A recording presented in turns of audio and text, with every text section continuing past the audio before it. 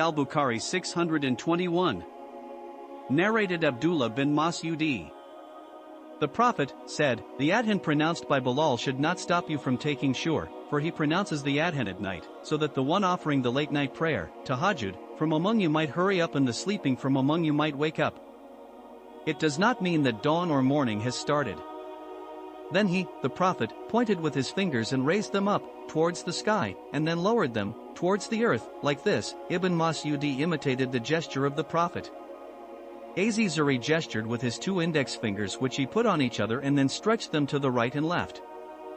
These gestures illustrate the way Real dawn appears. It spreads left and right horizontally. The dawn that appears in the high sky and lowers down is not the real dawn. Sahih al-Bukhari 622, 623. Narrated Aisha. The Prophet said, "Bilal pronounces the adhan at night, so eat and drink, sure, till Ibn Maktum pronounces the adhan." Sahih al-Bukhari 624. Narrated Abdullah bin Mughafal al-Muzani.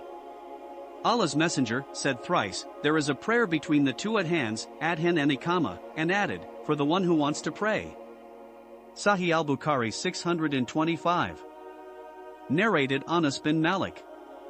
When the Mu'adh pronounced the adhan, some of the companions of the Prophet would proceed to the pillars of the mosque for the prayer, till the Prophet arrived, and in this way they used to pray 2 rakat before the Maghrib prayer.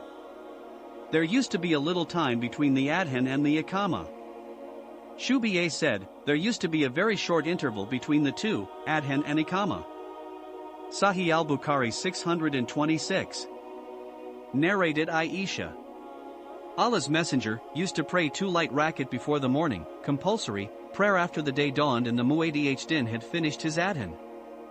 He then would lie on his right side till the Mu'adh came to pronounce the iqama. Sahih al-Bukhari 627. Narrated Abdullah bin Mughafal.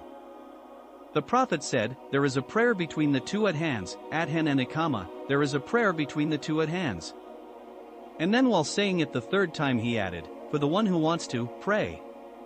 Sahih al-Bukhari 628. Narrated Malik bin Huwarith. I came to the Prophet, with some men from my tribe, and stayed with him for 20 nights. He was kind and merciful to us.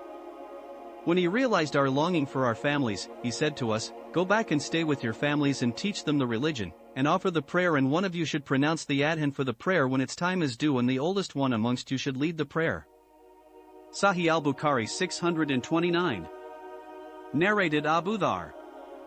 We were in the company of the Prophet, on a journey, and the Mu'adh wanted to pronounce the adhan for the Zuhr prayer. The Prophet said to him, "Let it become cooler." Then he again wanted to pronounce the adhan, but the Prophet said to him, "Let it become cooler." The Mu'adh again wanted to pronounce the adhan for the prayer, but the Prophet said, "Let it become cooler, till the shadows of the hillocks become equal to their sizes." The Prophet added, "The severity of the heat is from the raging of hell." Sahih al-Bukhari 630. Narrated Malik bin Huwarith. 2 men came to the Prophet, with the intention of a journey. The Prophet said, "When both of you set out, pronounce adhan and then iqama, and the oldest of you should lead the prayer."